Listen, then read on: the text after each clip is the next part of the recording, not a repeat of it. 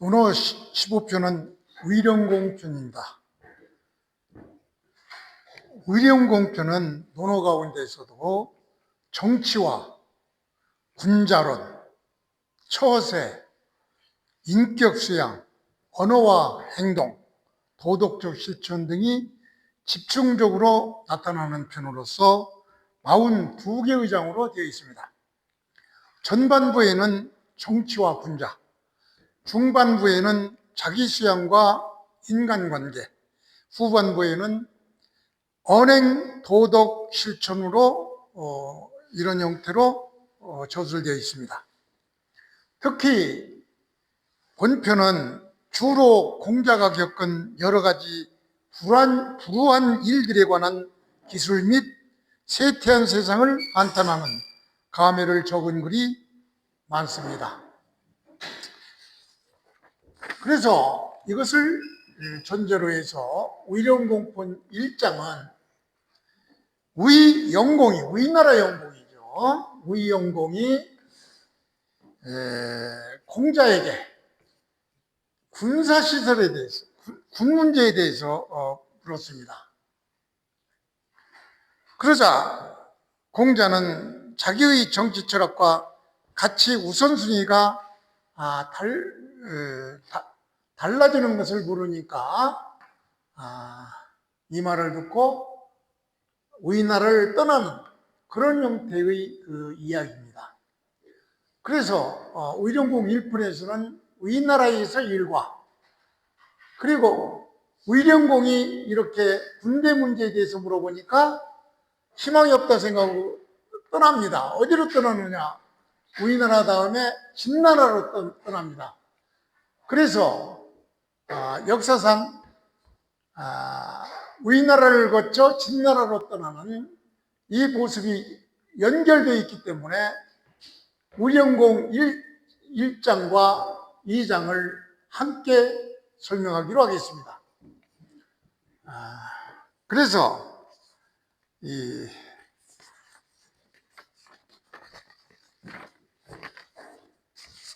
의령공에 대해서는 여러 번 설명되어 있기 때문에 구체적으로 자세한 내용은 약하기로 하고 그냥 본문을 보겠습니다. 의령공 문진, 의령공 주, 술, 목 이런 상태죠. 의령공이 진에 대해서 물었다. 누구에게? 공자에게. 여기서 진이 뭐냐? 이 진이 바로 진법, 군대 배치 이런 걸 얘기하죠. 여기서는 바로 전술 혹은 전진은 싸움터의 전진 배치에 대해서 물었죠. 군대에 대해서 물은 겁니다. 의령공이 이 대학자인 공자에게 하필이면 군대 문제를 모르니까 공자가 대활, 의령공에 대해서 말하기를 첫 시간에 얘기했죠. 너는 거의 자활인데 공자가 붙을 때는 공자 왈로 되는 것은 상대방이 물은 사람이 군주거나 또는 실권자 이런 사람일 때는 이 이상 공자라는 말을 붙여준다고 그랬죠. 여기서 의령공, 우리나라 영공, 우리나라 왕이니까 제국이지만 왕이니까 왕이 묻는 말에 대한 대답을 했으므로 공자가 의령공에 대해서 대답하기를 조두지사 즉상 문지의 이랬어요. 여기서 아주 옛날 말이 나오는데 이 조라는 것은 도마 이런 얘기인데 조 도마 이런 얘기인데 이후에 뭘 넣냐? 높은 그 제사 지낼 때 높은 대요 대. 응? 그러니까 이것은 그림으로 그리면은 이 나무로 된 직사각형의 받침인데 아래는 짧은 다리로 되어 있어요. 그래가지고 이 위에 뭘 놓느냐? 대개 희생되었던 고기, 희생을 고이는 이런 조니까 여기에는 대개 소나 양이나 돼지 등의 고기를 이게 올려놓는 거예요. 그리고 두는 콩두자죠. 이 채소 같은 것을 올려놓는 거. 그래서 조들을 합해서 제사 그릇이죠. 제사 그릇에 그 물건들을 진열하는 법. 이러니까 바로 예의 영역이죠. 예의 영역에 대해서는 그것은 즉 제사 지낼 때 제사를 진설하는 그런 그 예의 영역은 이것에 대해서는 일찍이 그것에 대해서 이 제사 예법에 대해서 조두지사에 대해서는 들었으므로 잘 알고 있으나 군여지사에 대해서는 지금 대조가 바로 조두지사와 군여지사인데 군여지사는 바로 군사, 군여는 군사, 전쟁 이런 얘기죠. 그러니까 군대에 관한 일에 대해서는 미지학이다. 미지학은 이게 부정조사가 나왔으니까 목적어가 동사 앞에 나왔죠. 지, 군대일. 이것은 미학지죠. 원래는 이게 미학지인데 전치돼 가지고 목적어가 앞에 나왔으니까 이 군대 문제에 대해서는 아직 배운 바가 없습니다. 이렇게 대답을 했죠. 그리고 나서 공자는 그리고 나서 명일 다음날 이 진문공이 위령공이 자기를 어떤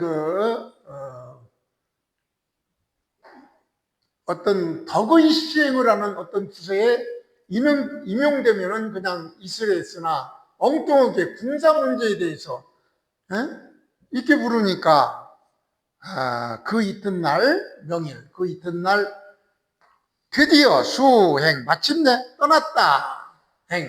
어디로 떠나? 위나라에 있다가 다른 나라로 떠났죠. 다른 나라로 떠난 것이 바로 진나라로 떠난 것입니다.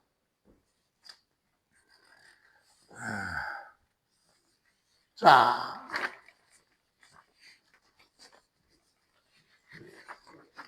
조금 문제가 되는 점이 있으니까 어려운 한자도 옛날 말이지만 있으니까 한 번만 더 보고 다음 진행하겠습니다. 위령공, 위나라 영공이죠.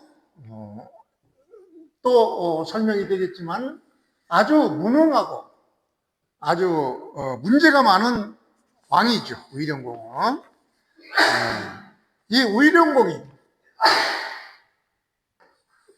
뭐에 대해서 공자에게 진에 대해서 묻다. 진은 바로 군대 배치라든가 이런 거죠. 전술 혹은 전진, 싸움터의 진지 배치에 대해서 물었어요. 그러니까 공자는 대답하기를 조두지사에 대해서는 즉 제사 지내는 예법, 제사 지낼 때 제기를 진설하는 방법 이런 것들은 일찍이 들어서 그것을 제사에 지내는 방법을 들어서 잘 알고 있습니다만 군여지사에 대해서는 즉 전쟁의 작전법이라든가 이런 것은 아직 미학, 아직 그것을 전쟁지사에 대해서는 군여지사에 대한 전쟁의 군대에 관한 것에 대해서는 즉 군대를 지휘한다든가 또 전술 등에 대해서는 배운 바가 없습니다. 라고 공자가 위령공에게 대답하고 다음날 위나라를 떠났다. 이런 얘기죠. 그러니까 자신은 군사 전문가보다도 예제의 학문밖에 밝히는 점, 그런 것을 생각했는데, 예제를 생각했는데 엉뚱하게 군대 문제를 얘기하니까 공자는 위나라를 떠난 것이죠. 여기서 바로 핵심 의미는 왜 위나라를 떠나고 이 진의 문제에 대해서 물으니까 공자가 이렇게 거절했느냐. 말하자면 의령공이 공자를 무슨 국방장관이라 시키려고 했는지 군대 전진 배치에 대해서 물으니까 공자는 이것을 거절했죠. 공자는 실제로 군사 지식이 전혀 없었던 것은 아니에요. 춘추시대 사대부라면 누구라도 기본 군사 지식은 갖고 있죠. 따라서 이것은 단순 군대 문제에 대한 그 무지가 아니라 의도적인 거절인 것이죠. 왜 거절했느냐?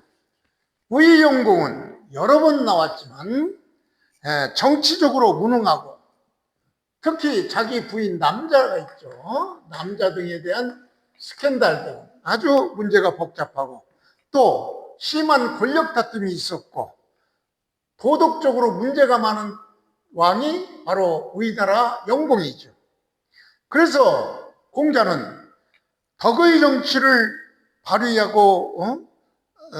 발휘하려고 또 덕의 정치에 대해서 물으면 대답하려 했는데, 영공은 겨우 묻는다는 것이 전쟁의 전술 기술에 관심을 가지고 물으니까, 그래서 영공이 자기를 군사참모, 무슨 국방장관이나 이런 걸 시키려고 하나 해서 위나라를 떠나고 마는 것이죠. 따라서 공자는 군사 기술보다 예와 덕을 정치의 근본으로 보았죠. 도를 구하지 않는 군자는 같이 일을 할 수 없다 해서 위나라를 떠나게 된 것이죠. 자, 그러면은 위나라를 떠나서 어디로 갔느냐? 바로 진나라로 갔죠. 그러니까 대충 보면은 그래요. 노나라에 있던 공자가 58세쯤에서 삼한 중에 맹설씨한테 철저히 권력 투쟁에서 패해서 그때부터 다른 나라로 떠돌기 시작하죠. 이것을 주요 열국이라고 그러죠.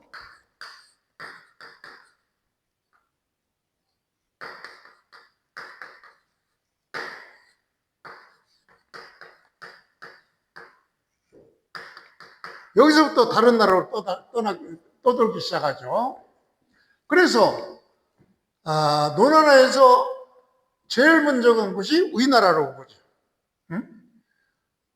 그 위나라에서 위영공이 국방장관이나 시키려고 하니까, 군대 문제를 물어보니까 초나라에서 다시 또 공자를 불렀어요.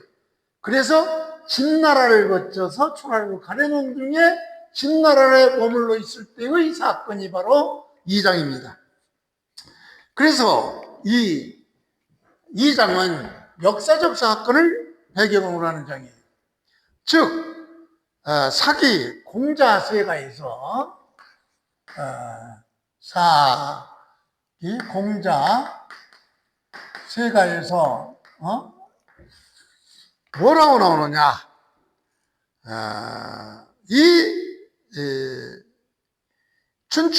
당시 춘추 말기에 주나라, 즉 천자국, 이 천자국 주나라는 권위가 떨어지고 권위가 약화되고, 그래서 제국들이 서로 패권 경제를 벌이고 있었죠.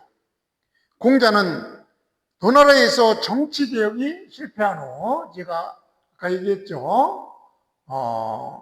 맹선씨한테 철저히 권력투쟁에서 실패를 하고 자신의 정치 이상인 인정이나 예치를 실현할 군주를 찾아 여러 나라를 떠돌아다니는 것이 바로 주요 열국이라고 했죠. 여러 나라를 떠돌아다니는 중 우리나라에 먼저 갔다가 우리나라의 영공이 군대 문제를 물어보니까 다시 초나라로 가게 돼요. 초나라는 바로 이게 양자강이라고 그랬죠. 양자강 밑에 있는 남방에 있는 초나라는 여기서 공자를 부르니까 이 초나라가 강성해지면 이 중간에 있는 작은 진나라나 차나라가 위험하게 생겼으니까 여기에서 방해를 하는 공자를 못 가게 하죠. 그래서 문제된 것이 바로 언문편 위령공편 2장입니다.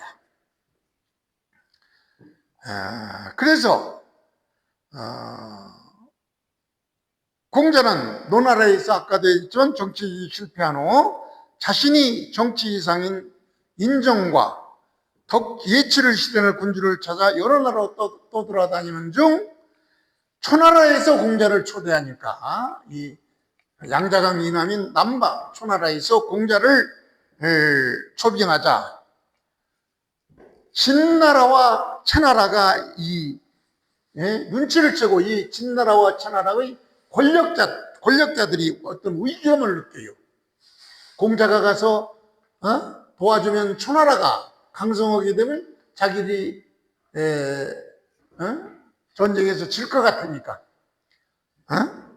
이 두 나라에서 이 공자 일행이 우리나라에서 초나라로 가는 이 중간에 거치는 바로 이 과정에서 공자 일행의 이동로를 차단하게 되죠. 그래서 이때 공자 일행이 들판에서 고립되어 사기에는 식량이 끊어지고 신량이 끊어지고 들판에서 공자 일행은 들판에서 고립되어 이 사기에서 바로 식량이 떨어지고 제자들은 굶주려서 쇠약해졌고 이런 얘기가 사기에서 나와요. 그래서 이 상황이 언문 2장에서 나오는 재진전량 이 배경이 되는 것이 바로 이런 역사적 사실인 것입니다.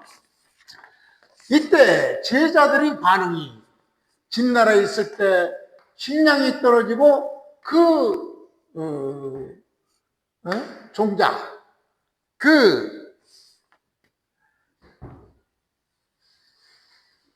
수행하던 사람들이 병에 걸리고 하니까 차로가 성격이 아주 강직하죠.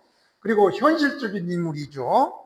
그래서 차로가 이 상황이 즉 먹을 것도 없고 병들어 있는 그런 상황이 아주 안타까우니까 차로가 아주 온 화를 내면서 공자한테 대들었죠. 공자한테 이렇게 군자들이 이렇게 가난해야 됩니까? 궁핍해야 됩니까? 라면서 공자한테 마구 따지고 들으니까 공자가 그래도 궁에도 군자는 도를 지켜야 되고 소인은 함부로 언행을 한다. 그러면서 자기 수행원들을 말렸죠. 이 내용을 전제로 해서 2장 위령공편 2장을 보기로 하겠습니다. 재진 우리나라에서 진나라로 왔을 때 진나라에 있을 때 진나라에 머물 때 전량 양식이 떨어졌다 이런 얘기죠. 식량이 끊어지고 종자들은 수행원들이죠. 수행하던 사람들. 수행하는 사람들은 누구요? 다시 공자의 제자들이죠. 제자들이 병에 걸려서 망명, 천난시도 하지 못한다. 일어나지도 못한다. 이런 얘기죠. 그러니까 우리나라에서 진나라에 있을 때 식량이 떨어지고 종자들, 즉 그 수행하던 제자들이 병에 걸려서 일어나지도 못하는 그런 상황이 되니까 이 종자 가운데 있던 한 사람인 차로가 온 화를 내죠. 아주 화를 내면서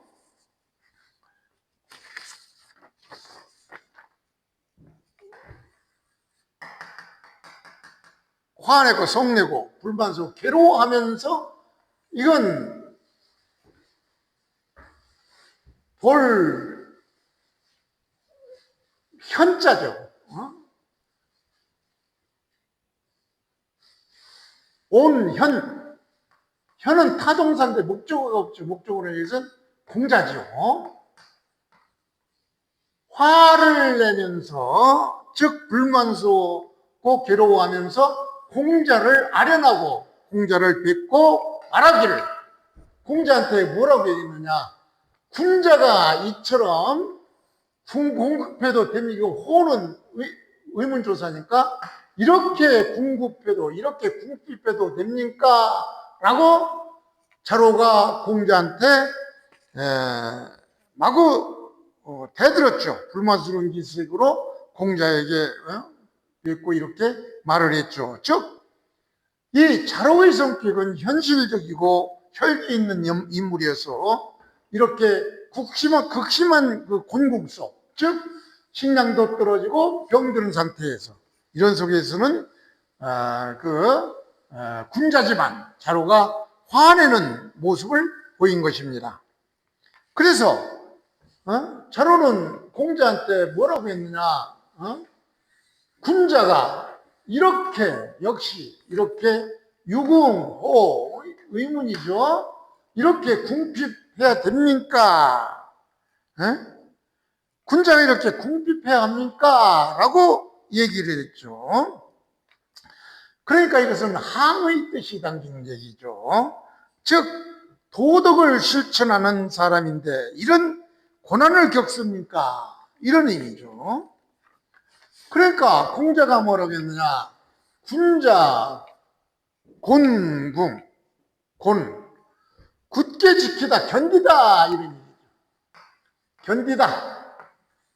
무엇을? 가난을 군자는 가난을 견뎌야 하고 소인은 가난하면은 곧 이게 중요한 얘기죠.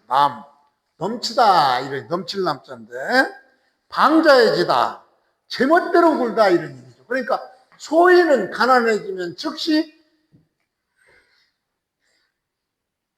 제멋대로 된다, 방자해진다 이런 얘기죠.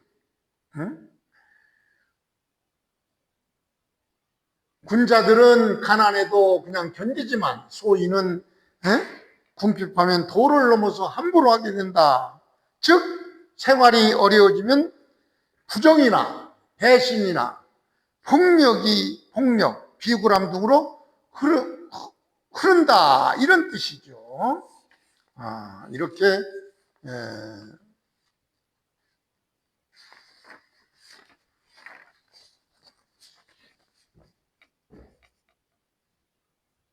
자로는 이 어려운 상황에 대해서 공자한테 이렇게 했고 공자는 바로 이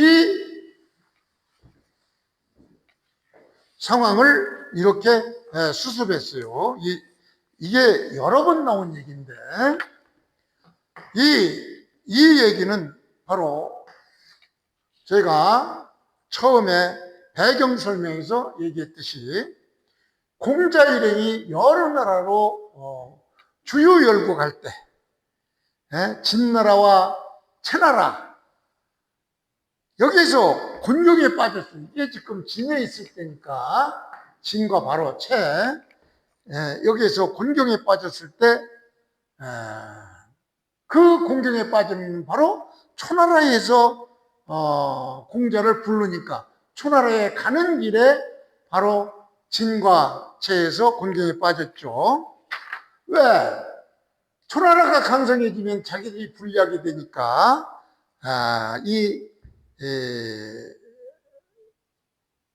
공자가 초나라에 가지 못하게 견제했죠. 그렇기 때문에 식량 공급이 끊기고 제자들이 쇠약해서 병들고 이에 자로가 분노했던 것입니다.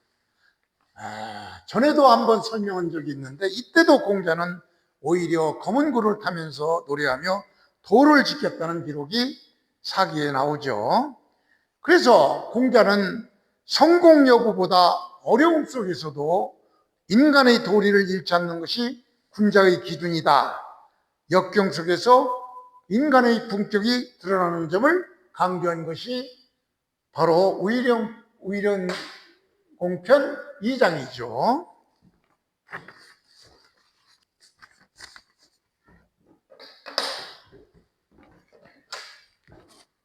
의령공 3장은 이 장의 핵심은 바로 이리관지죠. 이관지.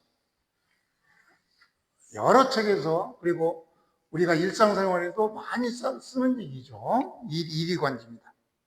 이 이리관지는 이미 이인편 15장에서 한번 나왔어요. 이인편 15장에서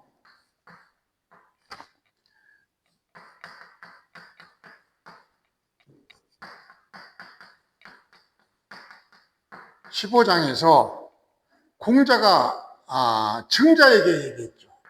오도, 나의 도는 이리 관지다.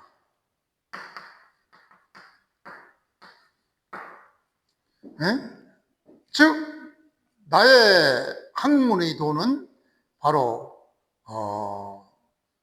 인덕으로 모든 것이 관통된다. 이렇게 행동면에서 얘기한 것이 바로 이인편 15장입니다. 이리관지가 다시 의령공편 3장에서도 이리관지가 나오는데 이 공자의 학문은 이런 단순한 지식 축적이 아니에요. 하나의 근본 원리, 인간과 정치와 예와 도덕 전체를 관통한다는 그런 뜻이 있어요. 이게 이리관지가. 자, 그걸 전제로 해서 이 문장을 보기로 하겠습니다. 자, 의령공 3장의 본문은 공자는 말했죠. 사야, 이렇게 사야는 바로 자공의 이름이죠. 자공아, 이렇게. 자공아. 여의, 닭이, 식지자여. 여기서 아주 중요한 수거가 하나 나옵니다. 바로 여의,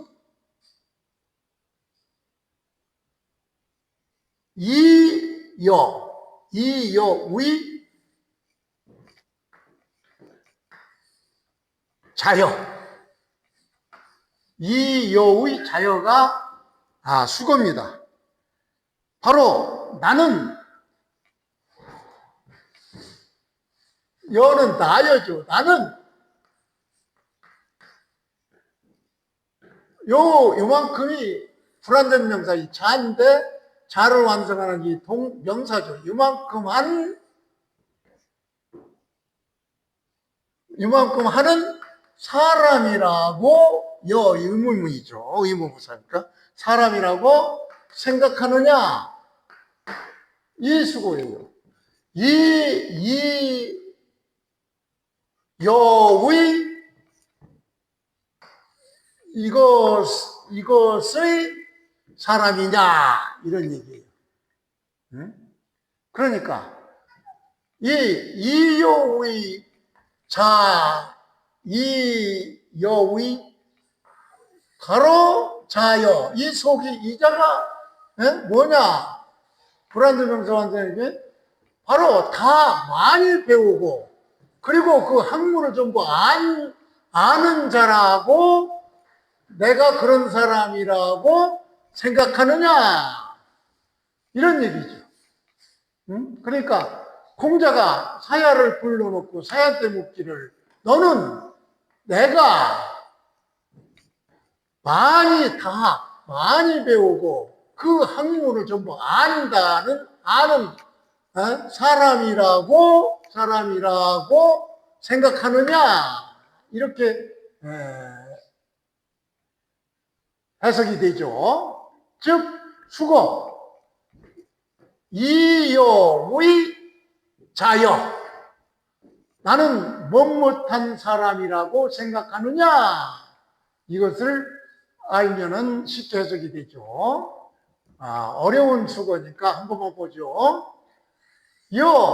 그러니까 자공아 너는 내가 많이 배우고 그것을 다 아는 사람이라고 생각하느냐? 이렇게 공자가 자공한테 물었죠. 그러니까 대화를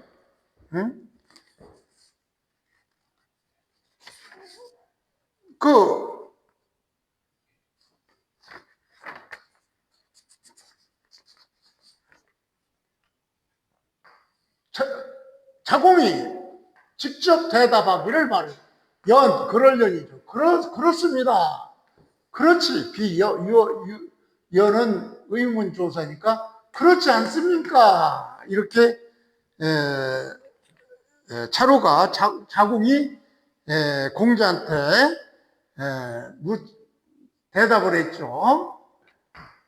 즉 자공은 공자가 박식하고 아는 것이 많고 기억력이 뛰어난 성인이라고 이렇게 이해를 했던 것입니다. 그런데 공자는 다시 말하기를 그렇지 않다 비야 나는 이리관지할 뿐이다 이런 얘기죠. 나는 하나의 근본 원리로 모든 것을 꿰뚫을 뿐이다. 이렇게 공자는 얘기하는 여기서 이리관지 이게 아주 중요한 얘기가 되죠.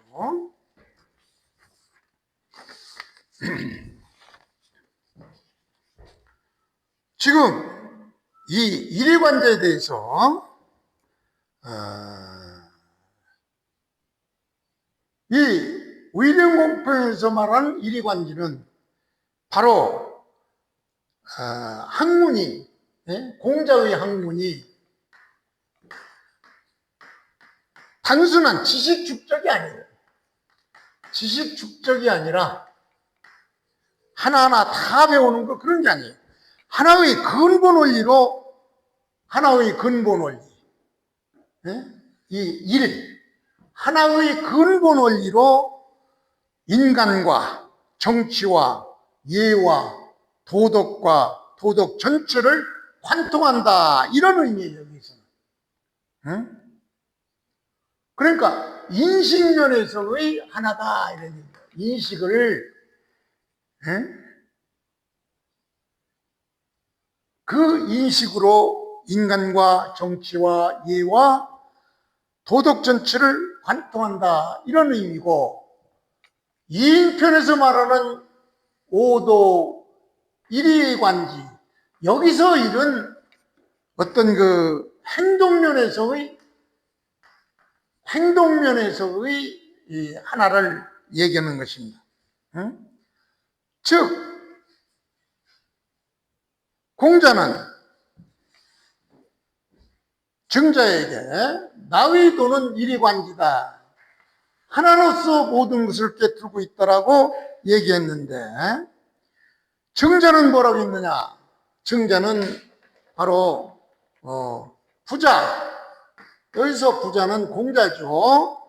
부자지도 공자님의 도는 충, 서, 이의라. 공자님의 도는 충과 선이라 이런 얘기죠. 그러니까 공자의 도는 바로 인과 충서와 천리 등으로 해석되는 바로 이런 의미고, 이인편에서 말하는 오도 일이관계에서 이 일이는 바로 행동면, 덕행, 이것을 얘기하는 것이죠. 이런 점으로 차이가 나는데, 이것을 주자도 이인편에서 말하는 것은 행동면에서 말하는 것이다, 이런 얘기. 그러나 의령공에서 말하는 이 하나는 바로 인식면에서 말한 것이다. 즉 이때의 하나는 바로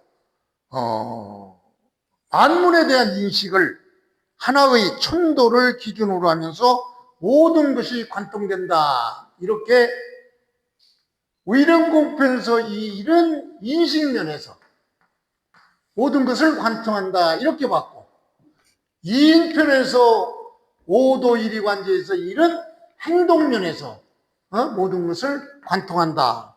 이런 차이가 있습니다.